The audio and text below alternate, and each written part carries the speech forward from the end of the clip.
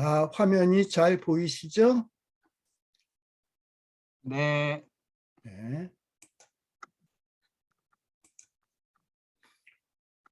자, 우리 오늘은 베드로전서 3장 18절서부터 공부를 하도록 하겠습니다. 우리 베드로전서 3장 18절 하기 전에 잠깐 한 가지 말씀드리면 베드로전서 3장 17절에 이렇게 나와 있습니다. 선을 행함으로 고난을 받는 것이 하나님의 뜻이다 라고 말씀을 해주고 있습니다. 제가 누차 여러 번 이야기했습니다만 선이 뭔가 악이 뭔가 우리는 보통 선악을 생각을 할 때 어떤 세상의 윤리적 도덕적인 이런 관점에서 선악을 생각하는 경우가 참 많아요. 근데 이 선과 악은 어떤 세상의 관점에서 볼 것이 아니라 하나님의 관점에서 봐야 됩니다. 선이란 뭐냐? 하나님이 말씀하신 대로 그대로 되는 것이 선이고, 하나님이 말씀하신 대로 되어지지 않으면 악이다라는 얘기를 제가 여러 번 했습니다. 그래서 창세기 1장에서도 보면 빛이 있으라 하심에 빛이 있었고 하나님 보시기에 좋았더라라고 말씀을 했습니다. 이렇게 하나님이 명령을 하셨고 명령대로 이루어지면 하나님 보시기에 좋은 거예요. 좋다라는 건 좋을 선, 선이란 얘기예요. 그러나 선악을 알게 하는 나무를 따먹지 말라 했는데 아담과 하와가 따먹었습니다. 하나님의 명령을 어겼어요. 그래서 그것은 뭐냐? 악이에요. 그래서 선이란 하나님의 말씀대로 하는 것, 하나님의 뜻대로 하는 것이 이것이 선입니다. 그런데 우리 예수님은 정말 하나님의 뜻을 행하기 위해서, 하나님의 뜻을 이루기 위해서 이 땅 위에 오셨어요. 그럼 하나님의 뜻이 뭐냐? 하나님이 세상을 이처럼 사랑하사 우리를 구원하기 위해서 독생자를 주셨어요. 그래서 이 독생자이신 예수 그리스도가 우리의 죄짐을 지고 십자가 위에서 고난받으시면서 죽으시는 것이 이게 하나님의 뜻이에요. 그래서 예수님이 찔림을 통해서, 예수님이 채찍에 맞음으로, 예수님의 상함을 통해서 우리가 나음을 입는 것, 이것이 하나님이 계획하신 뜻이고 하나님이 원하시는 일이었습니다. 그런데 우리 예수님은 바로 이러한 선을 다 행하셨어요. 하나님의 뜻을 다 이루셨어요. 그래서 십자가 위에서 마지막 우리 예수님 하신 말씀이 뭡니까? 다 이루었다. 즉 뭘 이루었다는 거예요? 하나님이 내게 맡기신, 나에게 명령하신 이 하나님의 뜻을 다 이루었다. 예수님이 무엇을 통해서 그 뜻을 이루셨습니까? 우리 대신 고난받음으로 이 하나님의 뜻을 이루셨다라는 겁니다. 그래서 우리 예수님이 이렇게 고난받으시면서 하나님의 뜻을 이루어 선을 이루듯이 이 주님의 제자들도 역시 마찬가지로 이 주님의 자녀들도 이 구원받은 사람이라면 이 땅 위에서 살아가면서 그저 나의 행복, 나의 즐거움, 나의 쾌락을 위해서 사는 것이 우리의 인생의 목적이 아니라 하나님이 나를 구원하여 주시고 하나님의 자녀 삼으신 뜻이 무엇일까? 이 땅 위에서 살면서 하나님의 뜻을 이루라는 거구나. 하나님의 말씀을 이루라는 거구나. 근데 이렇게 하나님의 뜻과 말씀을 이루다 보면 많은 고난과 어려움이 있을 수 있습니다. 그러나 고난을 이겨내며 인내하면서 하나님의 뜻을 이룬다면 이것이 참으로 하나님이 기뻐하시고 하나님이 좋아하시는 선이다. 그래서 우리 이전에 얘기했습니다만 의를 위하여 핍박을 받는 자, 천국이 저희 것입니다. 우리가 어떤 선을 위해서 고난받는 것은 그냥 고난받으면서 비참하게 끝나는 게 우리의 마지막이 아니에요.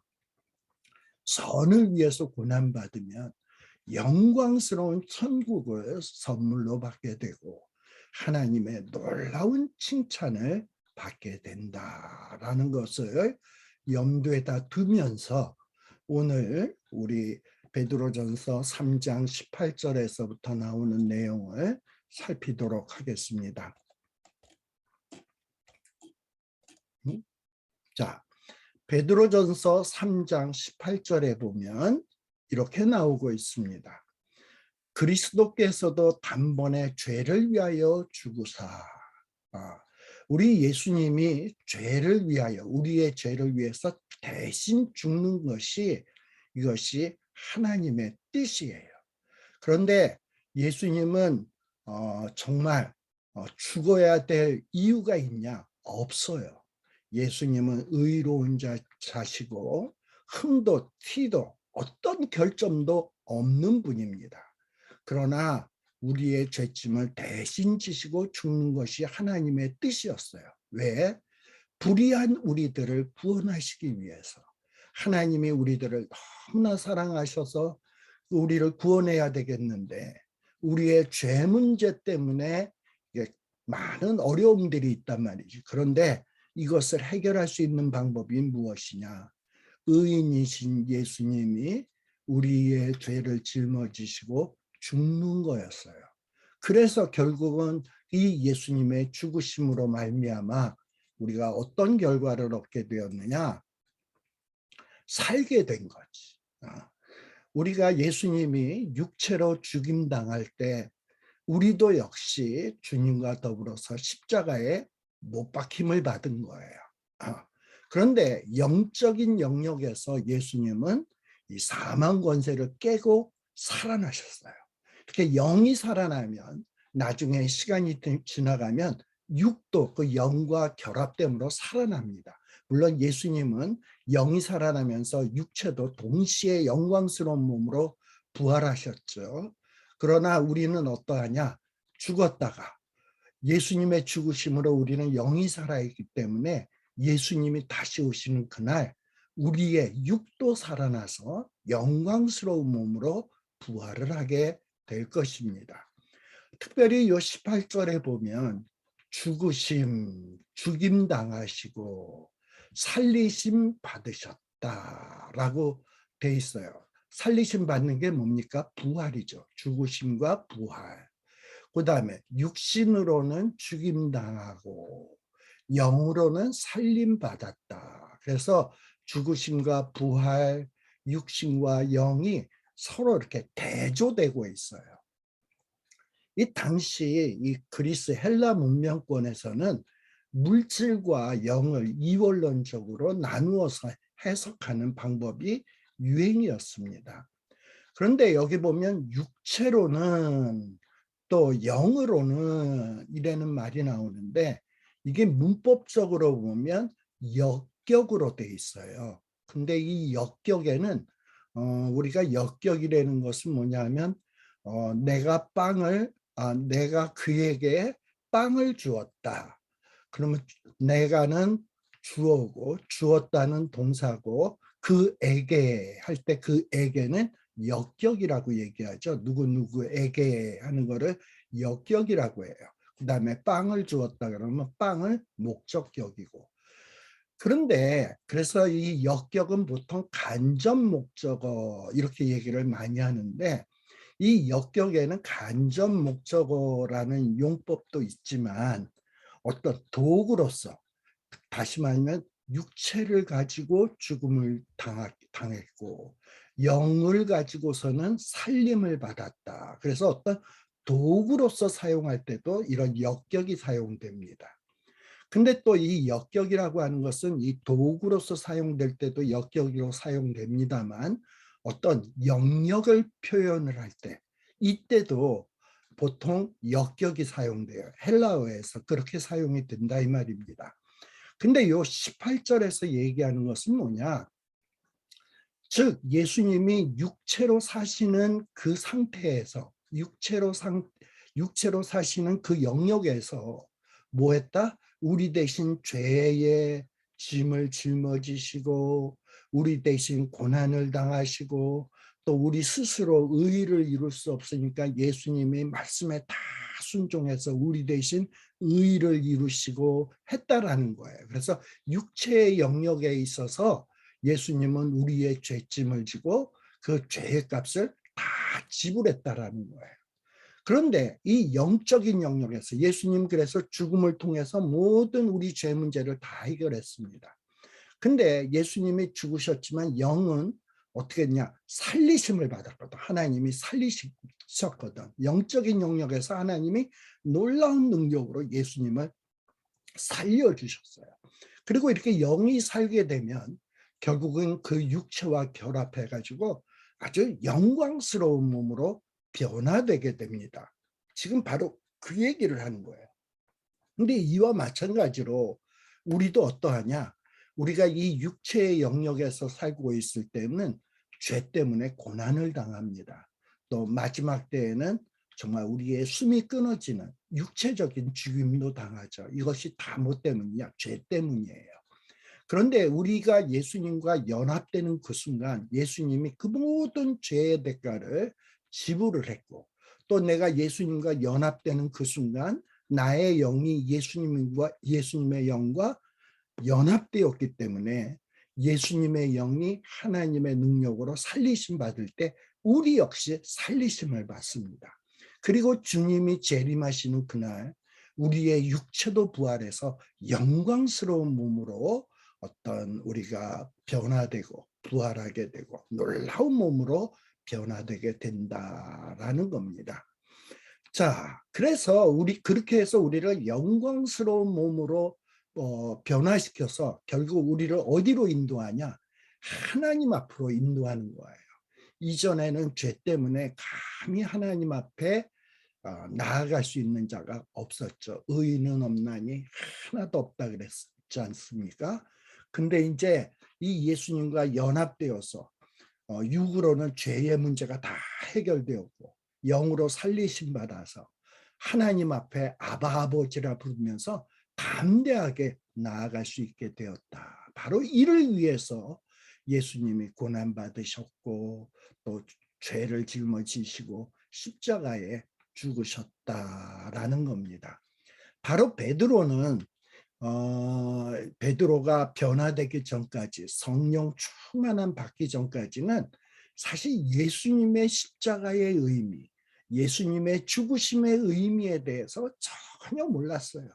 그저 예수님이 십자가 못 박혀 죽으신 다음에 실망해가지고 에이 이제 다 때려치고 나는 다시 고기나 잡으러 가련다 해가지고 낙심해가지고 갈릴리로 갔던 자가 바로 베드로였습니다. 근데 부활의 주님을 만나고 오순절 성령 강림을 입고 그러다 보니까 예수님이 고난당하신 의미가 무엇이며 십자가의 의미가 무엇이며 무엇 때문에 예수님이 고난받으셨으며 이런 모든 의미들을 밝히 깨달아 알게 된 겁니다. 그리고 이 밝히 깨달아 알게 된 것을 지금 이 베드로 전설을 통해서 고난당하고 있는 많은 흩어진 이 그리스도인들에게 지금 이 말씀을 하고 있는 것이다라는 것을 여러분들이 생각하시길 바랍니다. 자, 그런데 여기 보면 이제 베드로전서 예수님이 육체로는 죽임당하고 영으로는 살리심을 받으셨으니 그래놓고서는 19절에 보면 그가 또 영으로 가서 옥에 있는 영들에게 선포하시니라. 그렇다면 이 18절과 19절을 연결시켜서 그가 또한 영으로 가서 옥에 있는 영들에게 선포했다. 이게 도대체 무슨 말인가? 그가가 누군가? 예수님이 육체로는 죽임당하시고 영으로는 살리심 받으셨어요. 그런데 그러한 예수님이 어떠했다? 또한 영으로 가서 옥에 있는 영들에게 선포하시느니라 라고 되어 있습니다. 자, 그러다 보니까 예수님이 영으로 갔다? 영으로 어디를 갔다는 얘기인가?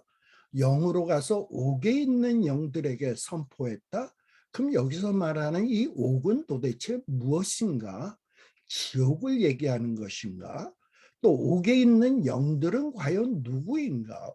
감옥에 있는 옥에 있는 영들은 지옥에 떨어진 영혼들을 얘기하는 것인가? 좀 뭐 이런 생각을 하게 된다 이 말이에요. 참 그래서 이 구절은 굉장히 난해 구절 중에 하나입니다. 그래서 보통 이 카톨릭에서는 이 옥을 지옥이라고 하지 않냐고 지옥과 천국 사이에 있는 연옥이라고 하는 개념을 사용을 해요. 그래서 어떤 죽은 자들, 특별히 예수 믿지 않고 죽은 자들은 연옥에 간다. 그리고 예수 믿었던 자들은 임시초소인 낙원에 간다. 뭐 이런 어떤 교리를 이야기를 한다 이 말입니다. 과연 이게 맞는 얘기인가? 또 어떤 자는 이 옥은 지옥을 가리키는 것이다. 그래서 예수님이 영으로 지옥에 가가지고 지옥에 떨어진 영들에게 복음을 전파하신 것이다. 글쎄, 근데 여러분은 생각해 보세요. 지옥에 있는 영혼들에게 복음을 전파해서 그들이 지옥에서 복음을 받아들이면 다시 천국으로 갈 수 있나요? 그건 말도 되지도 않는 얘기죠. 또 예수님이 지옥까지 갔다? 글쎄요. 예. 그래서 이걸 도대체 어떻게 해결해야 될 것인가 하는 것이 굉장히 문제의 구절 중에 하나입니다. 자, 그러면 여기에서 먼저 생각해 볼 것은 예수님이 영으로 가서 옥에 있는 영들에게 선포했다라고 얘기하는데 과연 옥에 있는 영들은 누구인가? 근데 이 옥에 있는 영들을 이야기할 때 말입니다. 어떤 우리가 그냥 막 상상을 해서 얘기를 하면 안 돼. 어떤 문맥을 잘 살펴봐야 돼. 그런데 여러분들 3장 20절의 말씀을 보세요. 자, 앞에는 옥에 있는 영들에게 선포했다. 그러면서 3장 20절에 보면 그들이 누구입니까? 예수님이 옥에 있는 영들에게 선포했다 그랬죠. 그러면 이 옥에 있는 영들이 누구냐? 바로 요 베드로전서 3장 20절에 나오는 이 그들이에요. 이게 바로 옥에 있는 영들이야. 자, 그런데 3장 20절에서는 옥에 있는 영들에 대해서 설명을 해주고 있습니다. 뭐라고 설명하냐? 이 예수님이 전파한 말씀을 증거한 옥에 있는 영들은 과연 누구냐? 이 옥에 있는 영들은 이전에 훨씬 과거에 노아의 날 방주를 준비할 동안 하나님이 오래 참고 기다리실 때에 복종치 아니하던 자들이다. 즉 무슨 얘기냐? 노아 시대 때 그 하나님의 말씀에 순종치 않았던 자들이 누구냐? 옥에 있는 영들이라는 거예요. 자, 이렇게 얘기를 하면 옥이라고 하는 것은 어떤 지옥을 가리키는 것도 아니고 연옥을 가리키는 것도 아닙니다. 지금 여기서 말하는 이 옥은 뭐냐? 이 노아 시대 때 불순종하던 사람들이 살던 그 세상이 뭐냐? 옥이에요. 옥. 이 갇혀진 옥이란 말이에요. 뭔가에 의해서 자유를 강탈당하고 지배받는 이런 갇혀진 공간. 이것이 뭐냐? 옥이에요. 옥. 그래서 이건 연옥도 아니고 지옥도 아니고 노아 시대 때 이 세상에서 사탄의 지배를 받아서 이 사망 권세에 억눌려 있었던 그 사람의 상태를 옥이라고 표현을 하는 겁니다. 그래서 이 옥이 도대체 무엇인가 하는 것을 여러분들이 좀 먼저 생각하는 것이 필요해요. 우리가 어떻게 보면은 베드로전서 3장 19절에 보면 그가 또한 영으로 가서 옥에 있는 영들에게 선포하시니라는 말이 나오는데 요거를 3장 18절하고 연결시켜서 예수님이 육체로는 십자가에서 죽임당하시고 그리고 그 다음에 부활하셨구나. 그 다음에 부활한 다음에 또 영으로 가서 지옥에 가가지고 영들에게 선포했구나. 그래서 어떤 3장 18절과 19절을 시간적인 개념으로 이렇게 연결을 하게 되면 이 옥을 지옥이라고 보게 된단 말이지. 또는 연옥으로 보게 된단 말이죠. 그런데 3장 20절에 보게 되면 이 옥에 있는 영들은 누구냐? 지옥에 있는 자도 아니고 연옥에 있는 자들도 아니고 이들은 이전에 과거에 노아의 방주를 만드는 그 기간에 하나님의 말씀에 순종치 않았던 자들이 누구냐? 옥에 있는 자들이라는 거예요. 그래서 이것은 3장 18절 19절을 시간적으로 봐서는 안 돼. 또 20절을 시간적으로 봐서는 안 돼. 그래서 지금 요거를 좀 우리들이 생각하면서 요 말씀을 봐야 합니다.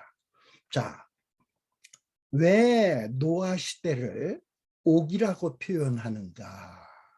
이 노아의 시대에 있었던 영들에게 예수님이 가서 말씀을 증거한 것을 옥에 있는 영들에게 선포했다라고 얘기를 하는가? 자, 에베소서 2장 2절에 보게 되면 그때가 뭐냐? 예수님이 구속 사역을 완성시키기 전에 예수님이 하나님의 뜻을 다 이루기 전에는 우리 모두가 어떠했냐? 이 세상 풍속을 쫓고 공중의 권세 잡은 자를 따랐다. 그래서 어떤 이 공중의 권세 잡은 자의 지배를 받던 시대예요.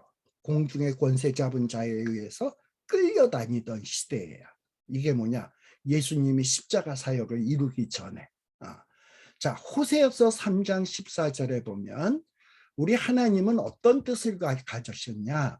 이 사탄이 이 사람들이 죄를 짓고 난 다음에 이 사망과 음부의 권세로 사람을 지배하고 있었단 말이에요. 근데 하나님의 뜻은 뭐냐? 내가 저희를 음부의 권세에서 속량하며 사망에서 구속하리니 사망아 내 재앙이 어디 있느냐? 음부야 내 멸망이 어디 있느냐? 라고 말씀을 하고 있어요.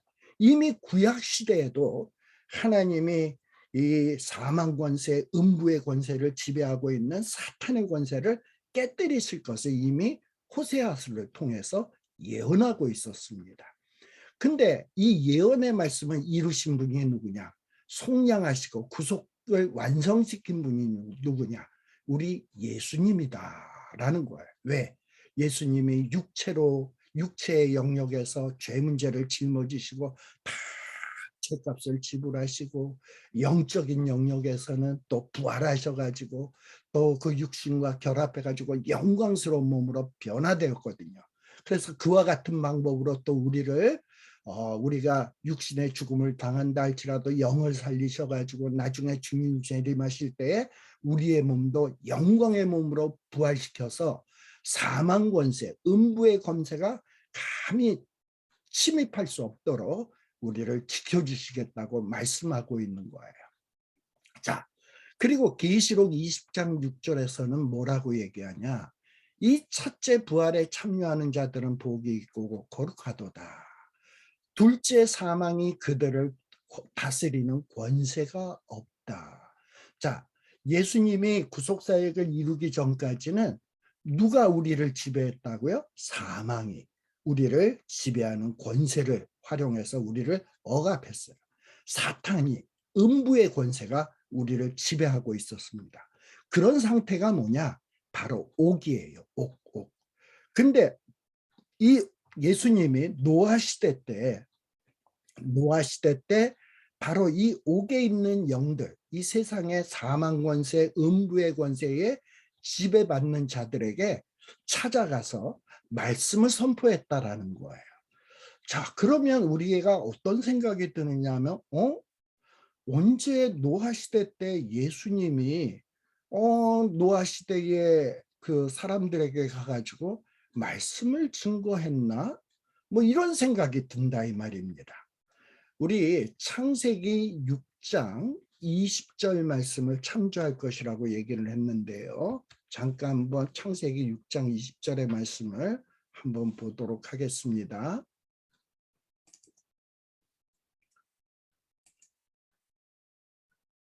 창세기 6장. 자, 6장 5절부터 보세요. 창세기 6장 5절부터 보게 되면 이렇게 쭉 보게 되면 여호와께서 사람의 죄악이 세상에 관영했다. 이 세상이 노아 시대 때 세상에 죄가 꽉 찼어요. 그래가지고 막 죄가 지배해. 그러다 보니 사람들이 이 죄의 지배로 인해서 마음의 생각과 모든 계획이 악해요. 뭐 자기 스스로는 선한 생각을 하고 싶어도 이 죄와 사망 권세에 꽉 눌려가지고 의를 행할 수 있는 능력이 없는 거예요. 그러니까 모두 다 악해.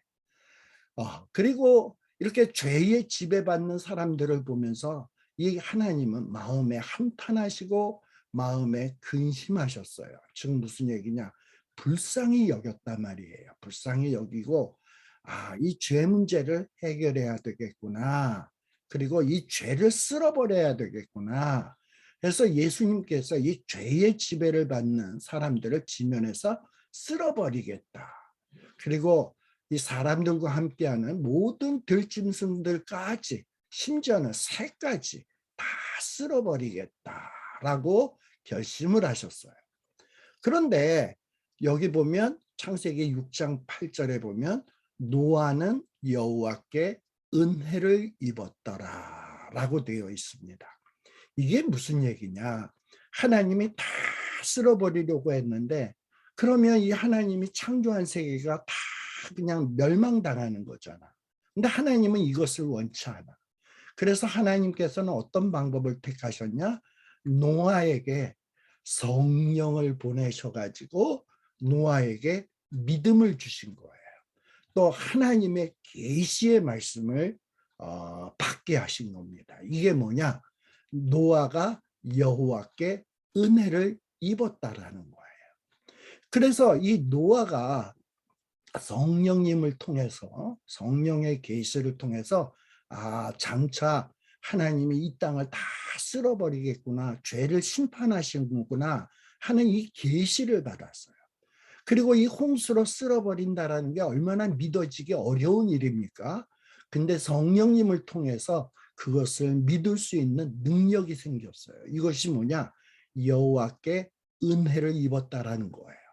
이런 은혜를 입었기 때문에 창세기 6장 9절에 보면 노아는 의인이 될 수 있었고 완전한 자가 될 수 있었고 하나님과 동행을 할 수 있었습니다.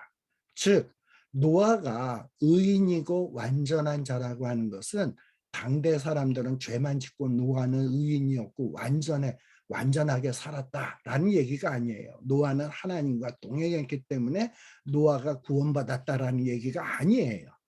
이건 뭐냐? 노아를 위시한 세상의 모든 사람들이 다 멸망받아야 마땅한데, 죄 때문에 마땅한데 노아는 하나님의 은혜를 입어서 성령님을 통해서 홍수에 대한 계시를 받았고 그리고 어떻게 해야 홍수를 피할 수 있는 방법이 무엇인지를 깨달았고 또 그것을 믿을 수 있는 능력을 성령님이 부어주셨어요. 그래서 이렇게 성령님으로 말미암아 믿음이 생겼기 때문에 의인이 될 수 있었고 완전할 수 있었고 하나님과 뜻이 맞아서 동행할 수가 있었습니다. 자, 그래서 이 노아는 어떤 일을 행합니까? 홍수가 날 것을 믿었기 때문에 방주를 만들잖아요. 그것도 어디에서? 산에 올라가서 방주를 만들지 않습니까? 이건 어떻게 보면 참 세상 사람들이 볼 때 미친 모습 아닙니까? 그리고 이 방주를 만들 때도 하나님이 이 방주를 어떻게 만들어야 되는지 자세하게 6장 15절에서부터 설명을 해주고 있습니다. 이 방주를 설계할 때, 방주를 만들 때 어떤 규격으로 만드느냐? 장이 300규빗, 광이 50규빗, 고가 30규빗, 그리고 창을 만드는데 어디서부터 만드느냐? 위에서부터 한 규빗을 만들어라. 여러분, 이 고가 이 높이가 몇 규빗이라고요? 30규빗. 30규빗이면 한 규빗이 보통 한 45cm 되거든요. 45cm.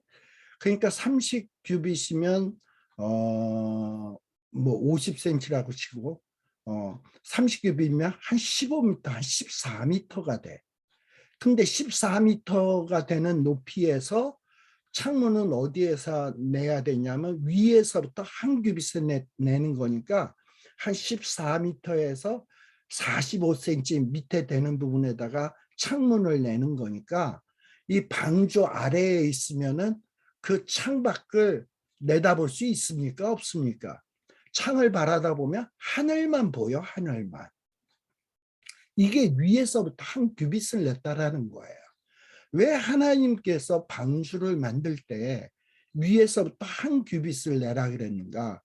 하나님이 노아의 가정을 홍수로부터 지켜줄 방주를 예비를 해야 되고, 방주 안에 집어넣고, 방주 안에서 너희들이 구원받을 때까지 뭐만 바라봐라?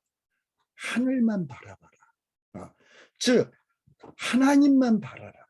하나님께로부터 구원이 이르는 것이다. 그래서 하나님을 바라볼 때 구원을 얻는다라는 것을 깨우치기 위해서 창을, 그 높은 데다가 창을 내고 위만 바라보게 이렇게 말씀을 하셨어요. 그리고 홍수에서 구원받을 수 있는 방법은 뭐냐? 막 수영을 배워가지고 홍수 속에서 수영을 하면 구원받냐? 아니야. 이 홍수에서 구원받는 방법은 하나님이 가르쳐주신 계시하신 방법에 의해서만 구원받을 수 있다라는 거예요. 그 하나님이 계시하신 방법이 뭡니까? 방주. 이 방주는 그래서 뭘 상징하냐? 우리가 구원 얻을 수 있는 유일한 방도는 뭡니까? 우리 예수님이 내가 곧 길이요 진리요 생명이라 그랬잖아. 구원에 이를 수 있는 유일한 길이 있다면 그건 예수 그리스도예요. 노아의 시대에도 구원받을 수 있는 유일한 길이 있다면 그것은 뭐냐면 방주였어요. 방주 안에 들어가서 하나님만 바랄 때 구원을 받을 수 있었습니다.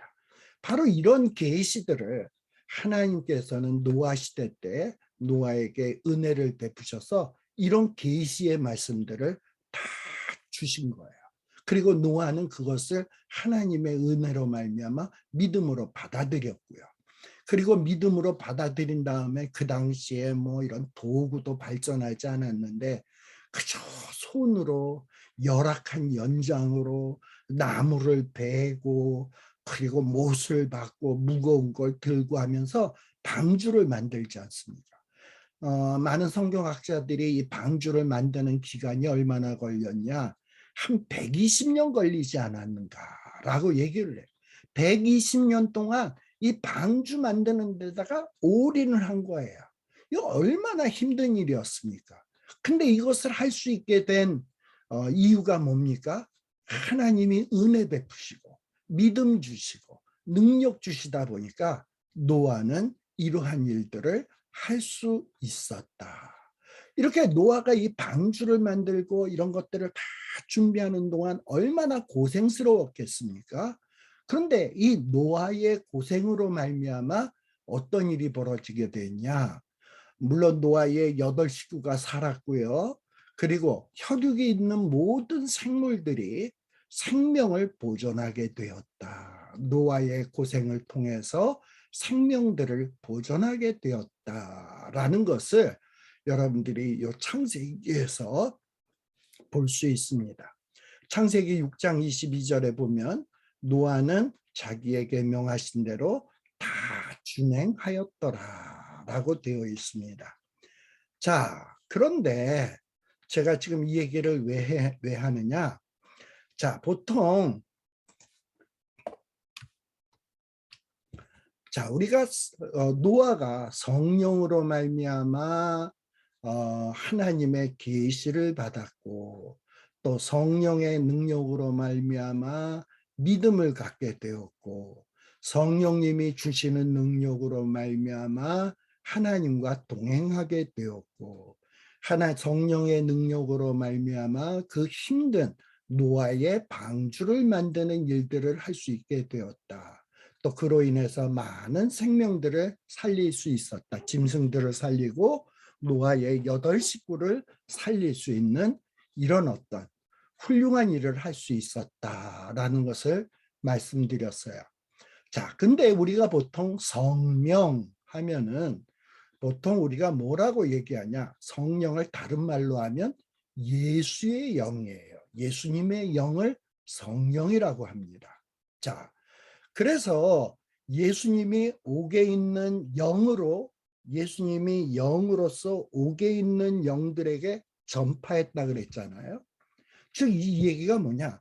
예수님이 영으로서 성령으로서 예수의 영으로서 노아에게 감동하시고 노아에게 역사해서 노아를 통해서 예수님의 영과 함께 뭐 했냐? 이 노아 시대에 하나님의 말씀에 불순종하는 자들에게 어떻게 해야 살 수 있는지, 너희들이 장차 있을 홍수로부터 어떻게 해야 구원받을 수 있는지, 그것을 성령을 통해서 노아를 통해서 예수의 영이 당시 노아 시대의 사람들에게 그 방법을 선포했다라는 거예요. 특별히 노아는 어떤 방법을 통해서 이 당시 사람들에게 구원받을 수 있는 방법을 선포하고 있습니까? 노아는 방주를 만들었어요. 120년 동안 그 힘든 방주를 자기의 그 아들들과 함께 며느리와 함께 부인과 함께 열심히 방주를 만들었어요. 세상 사람들이 볼 때는 미친 짓인 것 같은데 누가 비난을 하고 조롱을 해도 그래 너희들은 얘기해라 이것만이 살 길이야 너희들도 이 방주 안에 들어와야 돼 하는 것을 이 방주를 만드는 그 삶의 모습을 통해서 이 장차 어떻게 해야 구원받을 수 있는지를 노아의 삶의 모습을 통해서 선포했습니다. 근데 이 노아의 삶의 모습이 무엇에 기인합니까? 예수의 영이 노아와 함께 하셨기 때문에 노아가 그렇게 할 수 있었던 거예요. 그것을 뭐라 그러냐?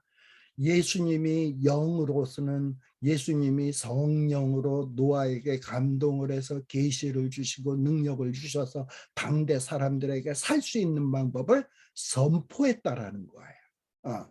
그래서 이 선포했다라는 이 말이 지금 우리말 성경에는 옥에 있는 영들에게 선포하시느니라라고 되어 있는데 이 옛날 번역 성경에는 뭐라고 되어 있냐면 그가 또한 영으로 가서 옥에 있는 영들에게 전파하시니라 라고 얘기를 하고 번역을 해놨어요. 근데 전파하시니라라는 말은 유앙겔리온, 이 복음을 전파할 때는 전파하느니라 라고 얘기를 합니다. 그런데 여기에서 이 선포라고 하는 이 말은 헬라어로 보면 유앙겔리온에서 나온 말이 아니고 케룩소, 선포, 프로클레임 하는 이런 뜻이에요. 즉 이 얘기는 뭐냐면 복음을 전도하다, 복음을 말로 증거하는 게 아니라 삶으로서 뭐가 살 수 있는 길을 보여준다라는 거야, 사람들에게. 바로 이 예수님께서 노아에게 성령으로 감동해서 노아 시대 때 있는 이 불순종하는 자들에게 노아의 삶을 통해서 너희들이 어찌해야 살 수 있는지 그 방법을 보여주셨다라는 거예요. 이게 바로 베드로전서 3장 19절의 말씀입니다. 제가 이전에 이런 얘기했죠. 지난 시간에 얘기했던 것 같은데 이 베드로는 예수님의 수제자로서 이 예수님의 말씀을 상당히 많이 인용하고 있다라는 것을 제가 말씀을 드렸어요. 자, 그래서 우리 마태복음과 누가복음에 보면 마태복음에는 마태복음 24장이 있고요. 누가복음에서는 누가복음 17장이고요.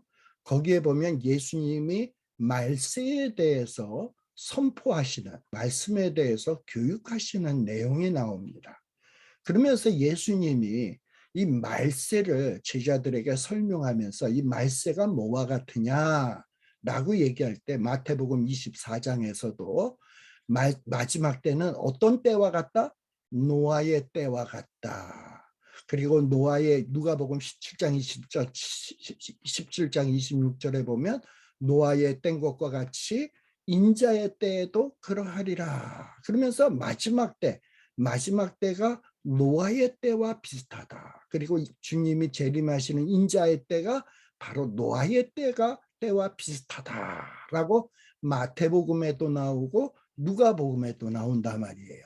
아마 이 마태복음 24장이나 누가복음 17장에 주님이 이 마지막 때에 대해서 설명하는 내용을 아마 베드로는 잘 들어가지고 기억하고 있었을 거예요. 아, 예수님이 마지막 때를 설명하면서 노아의 때와 비교하셨지 라는 것을 이 베드로는 생각을 했던 것입니다. 자, 이렇게 예수님은 마지막 때를 설명하면서 이 노아의 때와 비교를 하고 있어요. 예수님이 왜 이렇게 비교를 했을까요? 예수님이 노아의 때에도 예수님이 예수의 영, 성령을 통해서 노아에게 감동을 해가지고 노아의 시대 때 불순종하는 자들에게 어떻게 해야 살 수 있는 길인가 하는 것을 선포하셨잖아. 보여주셨잖아. 근데 그렇게 보여주셨음에도 불구하고 노아의 8 식구 외에는 다른 사람들이 하나도 믿질 않았어. 그것을 받아들이지 않고 결국은 다 멸망하고 말았다 이 말입니다. 이렇게 예수님께서는 노아의 때에 예수의 영으로서 노아에게 감동을 해가지고 이렇게 어떻게 해야 구원받을 수 있는 길인지 선포했는데 사람들이 듣지 않았다라는 것을 예수님이 이미 한번 경험을 하셨단 말이지. 그러면서 예수님께서 지금 마지막 때에도 어떠냐? 마지막 때에도 그렇다라는 거야.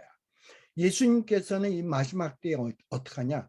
우리에게 오직 성령이 너희에게 임하시면 마치 과거에 노아에게 성령이 임해서 이 노아 시대 때 사람에게 나아가서 어떻게 해야 구원받을 수 있는지 선포했잖아요. 그처럼 오직 성령이 이 예수님 오신 다음에 제자들에게 임하시면 성령을 받았던 자들이 마치 노아처럼 나아가서 예루살렘과 유대와 사마리아와 땅끝까지 이르러서 주의 복음을 전파하지 않습니까? 이 주의 복음을 선포하지 않습니까? 근데 이 주의 복음을 막 선포하면 사람들이 그것을 다 믿나요? 믿고 돌아오는 자도 있지만 믿지 않고 완악하게 계속해서 복음을 받아들이지 않고 있다가 그 예수님이 제시하는 구원의 방법을 믿지 않고 받아들이지 않고 있다가 결국은 사람들은 멸망하지 않습니까? 이렇게 바로 이런 모습을 노아 시대와 인자의 때가 이런 면에서 비슷하다는 거예요. 노아 시대 때는 성령에 감동된 성령님의 충만한 노아를 통해서 어떻게 해야 살 수 있는 길인가 하는 것이 제시가 되었고 오늘날 이 시대에는 성령의 감동함을 받은 성령님이 임한 사람들이 복음 전도자들이 나아가서 어떻게 해야 살 수 있는가 하는 것을 제시하는데 사람들이 받아들이지 않잖아. 그래서 마지막 때가 어떠하다? 노아의 때와 예수님 재림할 때가 이런 면에서 비슷하다라는 거예요. 예. 이렇게 노아 시대 때도 예수님이 성령으로 노아에게 임하셔서 능력 주셔서 이 세상의 죄와 사망 권세에 있는 영들에게 어떻게 해야 살 수 있는 길이신가를 밝히 선포했음에도 불구하고 사람들은 그 구원의 방법을 받아들이지 아니하고 홍수로 말미암아 멸망당하지 않았습니까? 그러나 은혜를 입은 노아의 8 식구는 바로 이 성령님의 음성을 듣고 그것을 믿게 되고 그리하여서 구원받는 역사가 있었다라는 얘기입니다. 자, 그러면서 뭐라고 얘기하냐? 베드로전서 3장 20절에 따라서 이 옥에 있는 영들은 누구냐? 노아의 날 방주를 준비할 동안 하나님이 오래 참고 기다리실 때 복종하지 아니하던 자들이라 라고 돼 있어요. 자, 그래서 이 노아 시대 때 이 노아를 통해서 제시된 구원의 방법을 받아들이지 아니하고, 그리고 하나님 앞에 회개하고 돌아오지 않았던 자들이 누구냐? 옥에 있는 영들이다. 자, 그러면 오늘날 옥에 있는 영들은 누굽니까? 오늘날 이 시대에도 여전히 사망 권세에 지배받고, 음부의 권세에 지배받고, 사탄의 권세에 지배받아서 죄에 억눌려 살고 있는 사람들이 있어요. 바로 이런 자들이 누구냐? 옥에 있는 영들입니다. 바로 이런 자들이 옥에 있는 영들이에요. 근데 이 옥에 있는 영들을 구원하기 위해서 하나님은 누굴 사용하시냐? 노아의 때는 노아에게 성령을 통해서 노아를 사용을 하셨지만, 오늘날 이 시대는 우리에게 성령이 임하셔서 우리를 사용하셔서 오늘날 이 시대의 사망 권세, 그리고 음부의 권세, 또 사탄에게 억눌려서 살고 있는 자들에게 바로 우리를 통해서 구원받을 수 있는 길이 무엇인지를 나타내기를 원하신다, 이 말입니다. 자, 그런데 우리 성경에 보게 되면, 우리 창세기에도 보면 노아가 의인이요 완전했다, 하나님과 동행했다, 그리고 방주를 만들었다, 방주 만드는 일들을 다 준행했다라는 얘기는 나오지만, 뭐 노아가 가서 여러분 이 방주 안에 들어와야 삽니다. 이 방주는 예수 그리스도십니다. 뭐 그러니 여러분들이 예수 안에 있어야 구원받습니다. 뭐 이런 설교한 내용이 성경에 기록이 있나요? 없어요. 그러니까 노아가 한 일이라고 하는 것은 뭐냐? 하나님의 계시를 받아서 방주를 지어야 된다. 어떻게 만들어야 된다? 그런 계시를 받아서 묵묵히 방주를 짓는 삶을 살았어요. 얼마 동안? 120년 동안. 그러니까 그의 삶의 모습이 결국은 뭐냐? 복음 증거야. 물론 오늘날도 우리가 말로써 가서 주 예수를 믿으라, 그리해야 너희들이 구원을 받을 수 있다, 이렇게 말로 선포할 수 있습니다. 그러나 우리의 이 선포의 방법에는 말로써 복음을 증거하는 것도 선포지만, 하나님께서 이 세상을 심판하신다, 그러니 우리가 살 수 있는 길은 예수를 믿고 예수님의 말씀대로 준행하고 예수님이 사셨던 방법대로 사셔야 되고 내가 예수 안에 있어야 되고, 이런 삶의 모습을 사는 거예요. 이런 삶을 살다 보면 주변에 있는 사람들이 쟤네들은 왜 저렇게 살지? 저게 구원받는 길인가? 알게 된다, 이 말입니다. 그래서 지금 요 노아의 때와 오늘 이 시대를 좀 여러분들이 비교해서 곰곰이 분석해서 살펴볼 필요가 있습니다. 자, 이렇게 예수님이 성육신하기 전에, 이미 예수님이 육신을 입고 이 땅 위에 오기 전에도 우리 예수님은 이 땅 위에 오셔서 육신을 입고 와서 비로소 일하기 시작한 게 아니에요. 예수님은 이미 창조 시에도 하나님과 함께 일하셨고, 또 우리 예수님은 성육신하기 전에 노아 시대 때도 일하셨어요. 어떻게? 예수님이 성령을 보내서 노아를 통해서 예수의 영을 통해서 옥에 있는 영들을 살리기 위해서 노아를 통해서 복음을 선포했어요. 자, 그래서 이 옥은 3장 20절에 이 옥이라고 하는 것은 이 노아 시대 때 세상을 의미한다. 그리고 창세기 6장 11절에도 보면 노아 시대 때에 온 땅이 하나님 앞에 부패하여 포악함이 땅에 가득한지라. 이 감옥이 사람 살기에 좋은 곳입니까? 아니잖아요. 마찬가지로 노아 시대 때도 어떠했냐? 이 세상이 참으로 살기 힘들어졌어요. 부패하고 포악했어요. 감옥설처럼.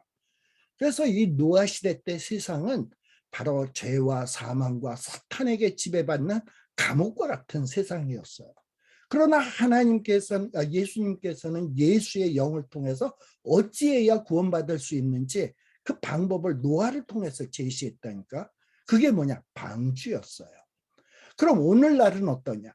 이 땅이 지금도 부패하고 포악함이 세상에 가득해요. 이제 하나님의 심판이 임박했어요. 어찌해야 사냐? 방주가 예표하고 있는 예수 안에 있을 때, 방주 안에 있을 때 구원받았던 것처럼 예수 안에 있어야 구원받을 수 있다는 것을 우리의 삶을 통해서 선포해야 되는 겁니다. 이렇게 노아 당시 사람들, 또 오늘날 이 시대의 사람들, 많은 사람들이 죄와 사망의 권세하에 감옥에 있는 노예 생활과 같은 옥에 있는 영들입니다. 그런데 노아는 은혜를 입어서, 그리고 이 예수의 영을 받게 되고, 또 예수의 영을 통해서 믿음을 갖게 되고, 또 그 믿음으로 말미암아 하나님의 말씀에 준행하게 되고 동행하게 되고 120년 동안 하나님의 말씀에 순종하는 생활을 통해서 많은 사람들에게 어찌해야 살 수 있는지 하는 삶의 메시지를 선포했습니다. 과연 오늘날 우리들은 그러한 삶을 살고 있는지, 오늘날 우리도 하나님의 은혜를 받았어요. 그리고 우리 하나님께서 우리에게 성령을 부어주셨습니다. 물론 어떤 사람은 성령에 충만한 자도 있고, 어떤 사람은 성령이 임하시긴 했는데 성령님이 인도하신 대로 안 살아서 성령님이 탄식하는 사람도 있습니다만, 이렇게 은혜를 받아서 성령을 입었다면 이 성령님의 음성에 순종하는 삶을 살아야 돼. 즉 하나님과 동행하는 삶을 살아야 된다 이 말이죠. 그리고 이 성령님을 통해서 계시의 말씀에 순종함을 통해서 이 시대에 우리의 삶을 통해서 경고의 메시지를 선포해야 합니다. 그래서 이 마지막 때에 이 죄가 관영했을 때 하나님이 물을 쏟아붓잖아. 왜냐? 죄들을 쓸어버리기 위해서, 부패한 것을 쓸어버리기 위해서 물을 퍼붓습니다. 그래서 이 성경에서 보면 물은 여러 가지 어떤 상징적 의미가 있습니다. 물은 뭐냐? 심판, 죄를 쓸어버리는, 부패한 것을 쓸어버리는 심판의 의미도 있습니다. 또 이 물은 뭐냐? 이 심판이 있다 보면 많은 환란이 있잖아. 환란. 그리고 물을 어디다 쏟아부었습니까? 세상에다 부었잖아요. 그래서 물은 심판, 환란, 세상을 상징해요. 또한 물은 또 이렇게 부정적인 의미도 있습니다만, 물은 긍정적인 의미로 어떤 의미도 있냐면 씻는다, 쓸어버린다, 씻는다라는 의미도 있어요. 자, 그래서 이 노아의 홍수 때의 물은 당시 타락한 사람들에게는 이 물이 하나의 심판의 도구였습니다. 그런데 이 물이 이 노아의 식구에게는 뭐냐? 구원이었어요. 구원. 즉 무슨 얘기냐? 이 노아의 식구가 물속 안에 이렇게 방주 안에 이렇게 들어가 있다 보니까 물이 막 밀려올 때 이 물을 통해서 노아의 방주가 두둥실 떠오르지 않습니까? 그리고 이 노아의 방주가 결국은 산을 넘치게 물이 그냥 쏟아붓다 보니까 그 산보다도 더 높이 물이 차 있으니까 결국은 어디에도 부딪히지 않냐고, 위험에 처하지 않냐고, 그저 하나님만 바라보다가 때가 되니까 구원을 얻지 않습니까? 그래서 노아 시대 때의 물은 그 당시 패역한 사람들에게는 심판이었지만 이 노아의 식구에게는 뭐냐? 구원입니다. 마찬가지로 오늘날도 마찬가지예요. 마지막 예수님이 재림하실 때 심판의 바람이 불 거예요. 근데 이 예수님이 오실 때 이 심판의 바람이 불 때 패역하고 죄인들에게는 이것이 심판의 바람이지만, 그때의 이 심판의 바람이 이 주님을 믿고 주 안에 있는 자들에게는 뭐냐? 구원의 도구가 되는 거예요. 악인으로부터, 사탄으로부터 우리를 구원하는 도구가 되는 겁니다. 이런 면에서 이 노아의 때와 이 예수님이 재림할 때의 이 비교를 좀 여러분들이 할 필요가 있습니다. 그래야 이것을 비교를 해야 아까 얘기했던 베드로전서 3장 18절, 19절, 20절이 이해가 될 수 있어요. 근데 이것을 어떤 예수님이 영으로 연옥에 갔다, 지옥에 갔다, 뭐 이런 식으로 해석을 하다 보면 참으로 많은 문제가 발생할 수밖에 없어요. 그래서 요 베드로전서 3장 18절, 19절, 20절을 볼 때 앞뒤 문맥, 그리고 20절에서 그들이 누군가, 19절에 나왔던 옥에 있는 영들을 20절에서 설명해 주고 있구나 라는 것을 알 수 있어요. 그리고 베드로가 이런 얘기를 하는 것은 베드로가 이미 예수님의 가르침을 받을 때 예수님이 노아의 시대와 어떤 마지막 심판 때에 대해서 우리에게 말세에 대해서 교육을 해주셨어. 그거를 기억하면서 지금 이 말을 하고 있는 거예요. 그러면서 이렇게 이해를 할 때 요 베드로전서 3장 18절, 19절, 20절의 말씀이 설명이 될 수 있다라는 겁니다. 자, 그래서 여러분들 보세요.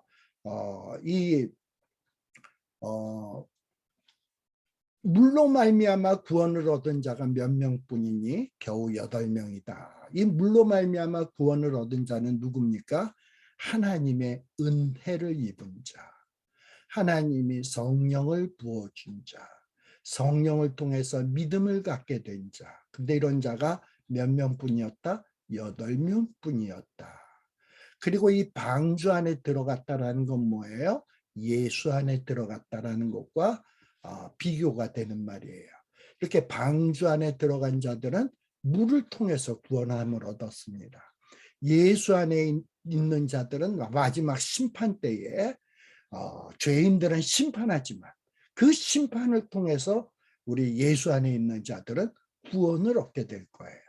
방주에 들어가지 못한 자들은 물로 인해서 심판받았지만 방주 안에 있는 사람들은 물을 통해서 안전하게 구원을 얻게 되었다. 예수 안에 있는 자들은 구원받지만 예수를 믿지 않는 예수 밖에 있는 자들은 심판을 받는다.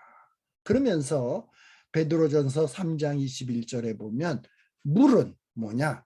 예수 그리스도께서 부활하심으로 말미암아 너희를 구원하는 표니 곧 세례라. 이는 육체의 더러운 것을 제하여 버림이 아니요 하나님을 향한 선한 양심의 강군이라.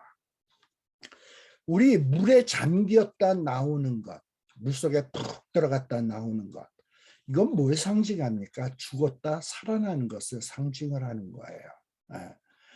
자, 어떻게 보면 그래서 우리가 세례를 받는다. 물로서 세례를 받는 것은 뭐냐? 세례를 받음을 통해서 나는 예수와 함께 죽었다. 그리고 다시 살아난다. 라는 소망의 고백을 하는 것이 이 세례를 받는 거예요. 세례라고 하는 의식이 우리의 더러움을 씻어내는 것이 아니라 뭐냐? 어떤 이 세례 자체가 우리의 그 더러움을 씻어내는 것이 아니라 세례를 받음으로 인해서 믿음을 고백하는 거야. 그걸 통해서 이제 내 양심이 깨끗해지게 되는 겁니다. 그러면서 지금 베드로는 뭐라고 얘기하냐? 이렇게 예수님께서는 노아 시대 때는 영으로 선포하고 또 우리를 위해서는 단번에 죽으시고 그리고 영으로는 다시 사시고 그리고 베드로전서 3장 22절에 보면 그랬던 예수님은 이제 하늘에 올라가서 하나님 우편에 계시는데 바로 이렇게 예수님이 하늘에 올라가서 영광의 모습으로 계시는데 예수님과 연합된 자도 예수 안에 있는 자들도 이렇게 예수님과 비슷하게 놀라운 모습으로 변화된다라는 거예요. 심지어 어느 정도로 천사들과 권세들과 능력들이 그에게 복종한다. 천사들과 권세들과 능력들이 예수님에게 복종하듯 예수 안에 있는 자들에게도 천사와 권세들과 능력들이 복종하게 된다라는 거예요. 우리는 이런 놀라운 미래가 약속되어져 있는 자들입니다. 자, 우리 예수님의 앞으로 돌아가서요. 고난받는 것이 뭐다? 고난받는 것이 하나님의 뜻이다. 선을 행함으로 고난받는 것이 하나님의 뜻이다. 라는 얘기를 했어요. 바로 선을 위해서 고난받으신 분이 누구냐? 우리 예수님이에요.